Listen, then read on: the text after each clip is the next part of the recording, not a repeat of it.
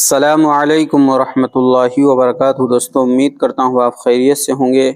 میں ہوں محمد مقصود قاسمی اور آپ دیکھ رہے ہیں باغ مدینہ یوٹیوب چینل۔ مہاراشٹر میں مالیگاؤں سینٹر کے رکن اسمبلی و مجلس اتحاد المسلمین کے رہنما مفتی محمد اسماعیل قاسمی کو سینے میں تکلیف کے بعد مقامی ہسپتال میں داخل کیا گیا تھا، جہاں ان کا معائنہ کیا گیا۔ میڈیکل رپورٹس کے مطابق مفتی اسماعیل کے دل کی 3 نسیں 80% تک بلاک ہیں۔ ڈاکٹروں نے بائی پاس سرجری کا مشورہ دیا ہے۔ مفتی اسماعیل کو آج ممبئی کے ہسپتال منتقل کیا گیا، جہاں ان کی سرجری کی جائے گی۔ مفتی اسماعیل کے فرزند حافظ عبداللہ اور مفتی عبد الرحمن نے دعاؤں کی اپیل کی ہے۔ مہاراشٹر انتخابات میں مجلس اتحاد المسلمین نے ایک مرتبہ پھر مفتی اسماعیل کو مالیگاؤں سینٹر حلقے سے اپنا امیدوار بنایا ہے۔ ووٹنگ 20 نومبر کو ہوگی۔ مفتی اسماعیل کے ٹویٹر ہینڈل پر ٹویٹ کیا گیا کہ طبیعت خراب ہوئی ہے لیکن حوصلہ و ہمت وہی ہے، اب بھی لڑیں گے بھی جیتیں گے بھی انشاءاللہ۔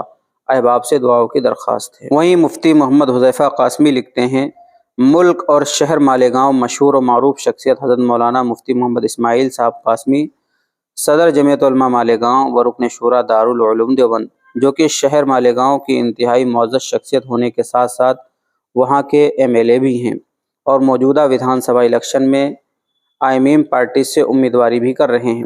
الیکشن کی ہمہ ہمی، رات و دن کی مصروفیات اور خاطر خواہ آرام نہ مل پانے کی وجہ سے طبیعت کافی ناساز ہو گئی تھی اور گزشتہ کل مالیگاؤں کے ایک اسپتال میں ایڈمٹ کیے گئے ہیں۔ ڈاکٹروں نے دل کی نسوں کے بلاک ہونے کی تشخیص کی ہے۔ گزشتہ رات میں نے حضرت مفتی محمد اسماعیل صاحب قاسمی سے ڈائریکٹ بات چیت کر کے سارے حالات کی جانکاری لی۔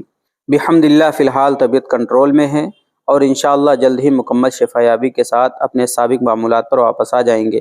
میں تمام متعلقین دوست و احباب سے حضرت مفتی محمد اسماعیل صاحب قاسمی کی مکمل شفا یابی کے لیے دعا کی درخواست کرتا ہوں۔